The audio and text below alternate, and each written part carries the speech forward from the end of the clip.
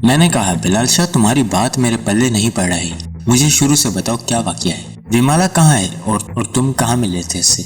बिलाल शाह ने एक नजर कमरे के बंद दरवाजे की तरफ देखा और गहरी सांस लेकर बोला, सांसी और चंगड़ों ने जब दोनों लड़कियों को अदल बदल किया तो मुझे कुछ पता नहीं था कि विमाला कहाँ है, लेकिन तीसरे चौथे रोज मुझे मालूम हो गया। सतराम जा ने मुझे साइकिल पर भेजा और वहां से होटल का पका पकाया खाना मंगवाया। फिर इसने मुझे एक दूसरे सांसी के साथ पुराने पुल की तरफ भेजा।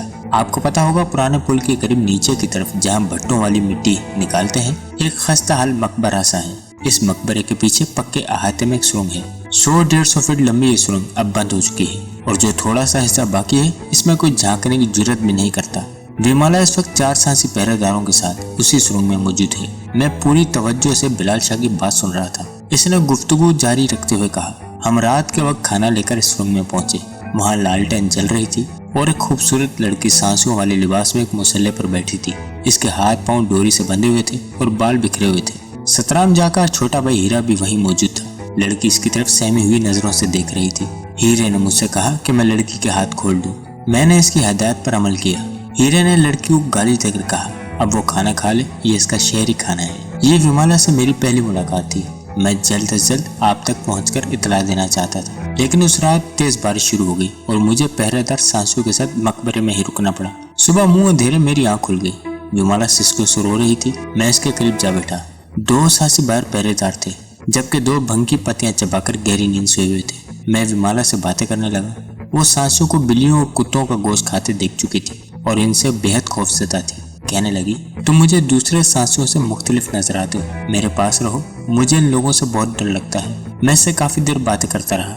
मैंने इसे बताया कि मेरा ताल्लुक पुलिस से है और हम बहुत जल्द इसे यहाँ से निकाल ले जाएंगे। मेरी ये बात सुनकर वो हौसला पकड़ने के बजाय और भी दहशतजदा हो गई। मेरे सामने हाथ जोड़ने लगी। कहने लगी, अगर तुम मेरी भलाई चाहते हो तो इस बात को अपने तक ही रखो। मैं नहीं चाहती यह मामला पुलिस में जाए। इसमें ना सिर्फ मेरी जान को खतरा है बल्कि बदनामी भी होगी। फिर इसने मुझे बताया कि इन लोगों ने लाहौर में इसके वारिसों को पैगाम भेजा है और इसे पूरी उम्मीद है कि वो तवान की रकम देकर इसे छुड़ा लेंगे। मैं जितनी देर विमाला के पास बैठा रहा, वो मेरी मिन्नतें करती रही कि मैं अपने किसी अफसर को इत्तला ना दूं, वरना वो लाहौर में बल्कि पूरे मुल्क में किसी को मुंह दिखाने के काबिल न रहेगी। बिलाल शाह ने जरा तवक्कुफ के बाद कहा। इसके बाद भी हर दूसरे रोज होटल का खाना लेकर वहाँ जाता रहा। जब भी विमाला की नजर से मेरी नजर मिलती, इसकी आंखों में एक ही मन्नत होती, मैं अपने वादे पर कायम रहूं और पुलिस में इत्तला ना दूं। वो इतनी खूबसूरत है खान साहब कि बस क्या बताऊं। फिर वो जिस आजिजी से मुझे देखती थी, यकीन करें मेरा दिल काबू में नहीं रहता था। मैंने आपसे कभी झूठ नहीं बोला खान साहब, आज भी नहीं बोलूंगा, बस मेरी मत सी मारी गई थी। पसरूर में हमारे स्कूल मास्टर इमामुद्दीन साहब ठीक ही कहा करते थे, खूबसूरत औरत के आंसुओं में बड़ी ताकत होती है। पहाड़ जैसा बंदा भी 2 कतरे पानी में कक की तरह बह जाता है। मैं हैरत से बिलाल शाह की तरफ देख रहा था। वो जो बच्चों की टीम पैदा करने के बाद औरत के नाम से बिदकता था और दूसरों को भी बिदकाता था, नरम गरम बातें कर रहा था। बिलाल शाह ने सिलसिला कलाम जारी रखते हुए कहा, अल्लाह माफी दे, मेरी नीयत में कोई फतूर नहीं था। क्या कहना चाहिए, एक तरस सा आने लगा था। इस पर मैं नहीं चाहता था कि जो वादा मैंने से किया है वो तोड़ दूं और इस वजह से वो किसी मुसीबत में पड़कर सारी हयाती मुझे बद्दुआएं देती रहे। मैंने कहा, ठीक है, अगर तुम्हारे वाली वारिस तुम्हें यहाँ से निकाल सकते हैं तो इनका इंतजार कर लो। वो बोली, ज्यादा इंतजार नहीं करना पड़ेगा, मेरा ख्याल है आजकल में मेरे वालिदैन इन बदमाशों से मामला तय कर लेंगे। बस जी, वो इंतजार करने लगी और अब तक इंतजार कर रही है। पूरे 25 दिन हो गए हैं। मुझसे तो इसकी हालत देखी नहीं जाती, सूख कर कांटा हो गई है। दीवार से टेक लगाए हर वक्त सुरंग के दरवाजे की तरफ देखती रहती है। मैं जब अंदर जाता हूँ बेख्तियार खड़ी हो जाती है कि शायद मैं इसके लिए कोई अच्छी खबर लाया हूँ। परसों हीरे ने इसे बुरी तरह डराया धमकाया है। ये वाकई मेरे सामने हुआ था। हीरे ने इसे बालों से पकड़कर झंझोड़ा और बोला, तेरे बाप को तेरी जान की नहीं अपने पैसों की फिक्र है। वो अपने पैसे बचाना चाहता है, बस अब तैयार हो जा हमारा दिल खुश करने के लिए और मरने के लिए भी। परसों विमाला ने बाप के नाम एक और खत लिखकर भेजा है और इससे कहा है कि वो पैसों की परवाह न करे, इसकी जान बचाए। 50,000 रुपया फिर भी कमाया जाएगा, लेकिन इसे अगवा करने वाले इसे ज्यादा मोहलत नहीं देंगे। इस खत का अंजाम भी पहले खतों से मुख्तलिफ नहीं हुआ था, बल्कि इस खत का तो रघुनाथ की तरफ से कोई जवाब भी नहीं आया। अब हीरा वगैरह बिल्कुल मायूस हो चुके थे और वो अपनी सारी मायूसी विमाला पर उतारेंगे। मुझे यकीन है वो इसका बुरा हशर करेंगे और ये भी हो सकता है कि जान से ही मार डालें। वो कल से बिलक बिलक कर रो रही है। आज मैं दोपहर को खाना लेकर वहाँ पहुँचा तो पिछले 2 रोज का खाना भी इसी तरह पड़ा था। वो गुठड़ी बनी बैठी थी। करीब ही ताजा और मोती कुल्हाड़ियों से मुसल्ला पहरे दे रहे थे। मैंने सरगोशी में कहा, अभी और इंतजार करोगी या इजाजत है मुझे? वो फूट कर रो पड़ी और गुट्ठी गुट्ठी हिचकों के दरमियान बोली, मुझे बचाओ, मुझे बचाओ, मैं मरना नहीं चाहती। रात तारीख और सर्दी जानलेवा थी।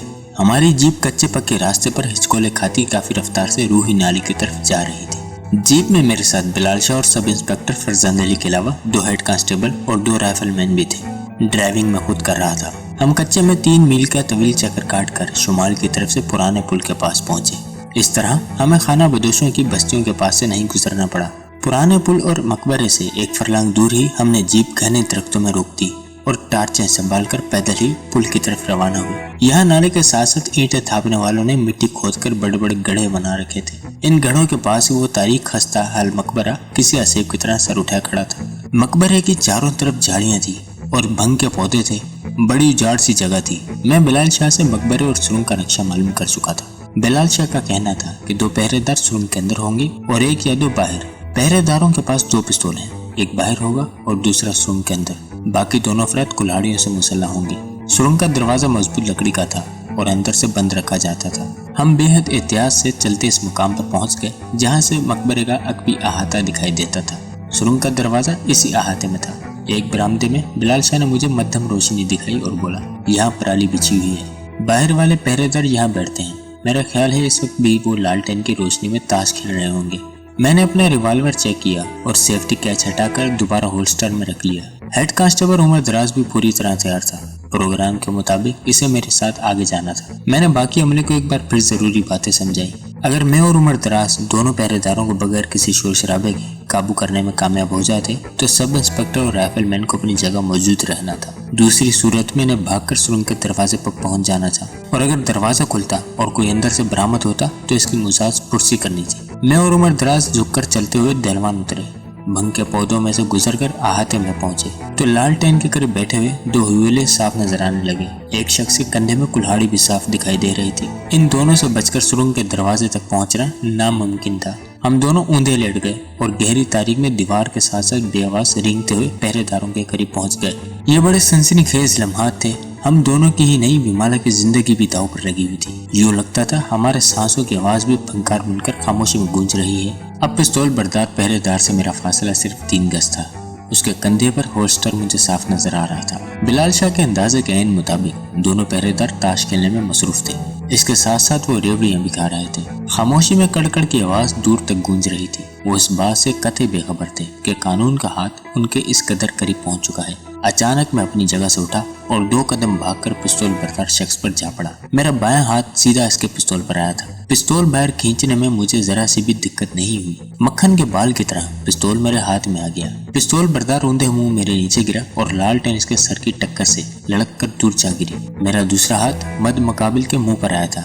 इससे पहले कि वो होशियार होकर चीख बुलंद करता, मैंने बेरहमी से इसका सर दीवार से टकरा दिया। इसके बंद मुंह से घटी घटी आवाज निकली और मेरी गिरफ्त में इसने हाथ पांव ढीले छोड़ दिए। हेड कांस्टेबल उमर दराज ने भी अपने शिकार पर बड़ी कामयाबी से काबू पाया था। उमर दराज खासा जोर आवर था।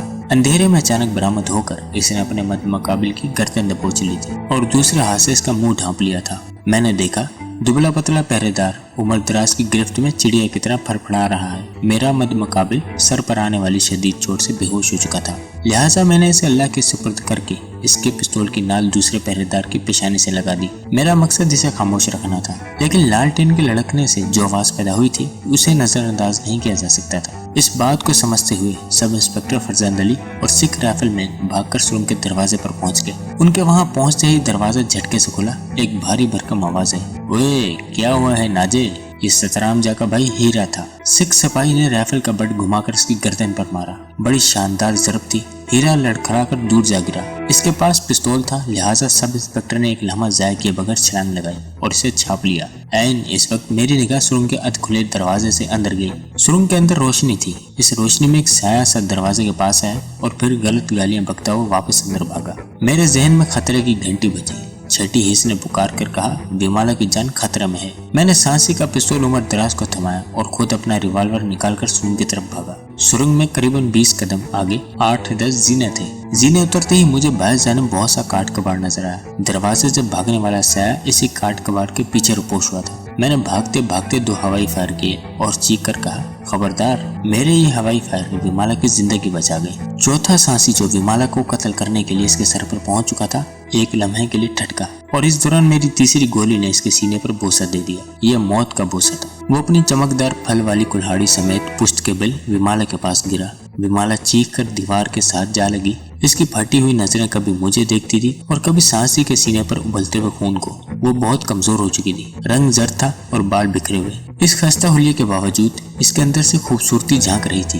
वो ज्यादा देर सांसी को अपने सामने मरते हुए न देख सकी। इसने एक तवील आग खींची और लहराकर फर्श पर गिरी। वो बेहोश हो चुकी थी। मैंने इसका सर पख्ता फर्श से टकराने से पहले ही हाथों पर रोक लिया। सतरामजा का बरादर हकीकी हीरा गिरफ्तार हुआ। यूं जूती और झुमके से शुरू होने वाली कहानी जेल के रुख पर चल पड़ी। मरने वाला सांसी भी सतरामजा का एक करीबी अजीज था। सतरामजा खुद रोपोश हो गया। इस कमबख्त ने बरवक्त खतरा ताड़ लिया था और डेरा छोड़कर चला गया था। बाद में इसने अपनी जमानत करवा ली। दिलचस्प और हैरानकुन बात यह थी कि विमाला के बरामद होते ही इसका सरपरस्त हाला रघुनाथ मंजर से गायब हो गया। कोशिश के बावजूद इसका कुछ पता नहीं चला। इसे करीबन 2 माह बाद कराची के एक 3rd क्लास होटल से गिरफ्तार किया गया। वो बैरून मुल्क फरार होने की कोशिश में था। दर हकीकत ये शख्स विमाला के आस्तीन का सांप था। विमाला इस पर बेपनाह एतमाद करती थी और इसकी मौजूदगी में विमाला ने खुद को बेफिक्र और आजाद कर रखा था। विमाला की वालिदा भी रघुनाथ पर मुकम्मल भरोसा करती थी। आमदन और लेन देन का सारा हिसाब रघुनाथ के पास था। इसने मुख्तलिफ बैंकों में 2-3 अकाउंट खुलवा रखे थे। विमाला का करीबन 80,000 रुपया इन अकाउंट्स में जमा था। ये 1946 के लगभग बहुत बड़ी रकम थी, लेकिन विमाला बेखबर थी कि इस रकम का बहुत बड़ा हिस्सा रघुनाथ अपने लल्लू तलों में उड़ा चुका है। इसके अलावा नहायत खामोशी के साथ वो 50-60 हजार की प्रॉपर्टी भी हजम कर चुका था। देखा जाता तो खुद को मालदार समझने वाली विमाला के पास एक रहायशी मकान और 10-15 हजार रुपए बैंक बैलेंस के सिवा और कुछ भी नहीं था। इस सूरत हाल में रघुनाथ तवान की अदायगी कहाँ से करता? इसने यही बेहतर समझा कि इस मामले को सुलझाने की बजाय बिगाड़ दे, अगवा करने वालों को इस तरह जज करे कि वो भड़क कर विमाला का किस्सा ही तमाम कर दे। यूं इसके सारे करतूतों पर पर्दा पड़ जाता और वो बैंक बैलेंस की बची कुची रकम लेकर तसल्ली से खाता रहता। यही वजह थी कि इसने करण कुमार और विमाला की मां को तमाम हालात से बेखबर रखा और सांसियों के पैगामात वसूल करके फाड़ता रहा। यहाँ तक विमाला मौत के दहाने पर पहुंच गई। विमाला को अपनी भूल की बड़ी कड़ी सजा मिली थी। वो वाकई ऐसी सलानी लड़की थी, लोगों को हैरान करके से मजा आता था। यही मजा लेने के लिए वो सांसी लड़की का रूप धार कर अपने एक ऐसे पुरस्कार के पास पहुंच गई जो तस्वुर भी ना कर सकता था कि फिल्म स्क्रीन पर चमकने वाली शहजादी एक रोज इसकी बाहों में आ सकती है। अपने पुरस्कार को हैरान करने के बाद वो खुद एक बहुत बड़ी हैरानी का शिकार हो गई। एकदम इस पर मुसीबतों के पहाड़ टूट पड़े। चंगड़ खाना बदोशों ने इसे अगवा कर लिया। विमाला ने सोचा, अगर अगवा करने वालों पर इसकी असलियत ज़ाहिर हो गई तो हर तरफ बदनामी के झंडे लग जाएंगे, अखबारों में सुर्खियां जम जाएंगी। लिहाजा वो खामोश रही और खुद को एक मामूली औरत ही जाहिर करती रही। अच्छी अदाकारा तो वो थी ही, इसने अपनी बोलचाल से खुद को सांसी साबित कर दिया। इसके लिबास में अपने पुरस्कार देवेंद्र परवाना का लिखा हुआ एक खत भी था। राज फाश होने के खौफ से इसने एक खत झोंपड़े के कच्चे फर्श में दबा दिया, जहाँ से बाद अज़ां वो मेरे हाथ लग गया। जंगड़ों के डेरे पर इसे बदसलूकी का शिकार भी होना पड़ा, लेकिन वो हर सितम खामोशी से सह गई। चंद रोज बाद चंगड़ों ने अपनी औरत के बदले इसे सांसियों के सुपर्द कर दिया। सांसियों में से खराड़ शख्स विमाला को बतौर एक्ट्रेस पहचान चुका था और इसने सतरामजा वगैरह को समझा दिया था कि ये कोई मामूली मगविया नहीं, सोने की पोटली है। सतरामजा वगैरह सोने की पोटली को मकबरे के उजाड़ में ले गए और उसके वारसों से नामो कयाम शुरू कर दिया। बाद के वाकयात आप जानते ही हैं। विमाला ये खबर छुपाना चाहती थी, लेकिन ये फैल कर रही। हर जगह इसके अगवा के चर्चे हुए। बयान करने वालों ने बढ़ा चढ़ाकर इस किस्से को सुनाया और सुनने वालों ने खसूसी दिलचस्पी से सुना। बात थी भी दिलचस्पी की। एक अमीर कबीर नामू लड़की ने अपनी राह चलते चलते ख्वामख्वा पंगा लिया था और लोफरों चोर चक्कों में जहाँ फंसी थी। वैसे वो थी वाकई खूबसूरत। बिलाल शाह अक्सर इसका नाम लेकर आ भरा करता था। मुझे ये भी मालूम हुआ था कि वो अक्सर इसकी फिल्म देखने जाता है। फिर एक रोज तो मैं सचमुच हैरान हो गया। सब इंस्पेक्टर फरजंद अली की जुबानी मुझे पता चला कि लाहौर से एक बंदा बिलाल शाह का पता पूछते पूछते आया है। बिलाल शाह को फिल्म एक्ट्रेस विमाला देवी ने लाहौर बुलाया है। वो इससे मिलना चाहती है और उसकी मेहरबानियों का शुक्रिया अदा करना चाहती है। बिलाल शाह ने इस बंदे को खिला भेजा है कि वो नहीं आ सकता। इस वाक़े के बाद भी विमाला के चंद पैगामात बिलाल शाह के लिए आए, लेकिन ऐसे मामलों में बिलाल शाह बड़ा नर आदमी था। वो ऐसा गिड़ा पड़ा नहीं था कि शुक्रिया अदा करवाने के लिए भागा भागा लाहौर चला आया। इसका कहना था कि वो इतनी ही मशहूर है तो खुद यहाँ आ जाए। विमाला एक बार जयपुर आने का मजा चख चुकी थी, लिहाजा वो जयपुर नहीं आई, ना ही कभी बिलाल शाह से मिलने गई। बेशुमार दूसरे वाकयात की तरह ये वाकया भी माजी की गर्द में दब गया। लेकिन मैं जानता था और आज भी जानता हूँ कि बिलाल शाह के दिल में विमाला के लिए खास जगह पैदा हुई थी और वो अक्सर इसे याद किया करता था।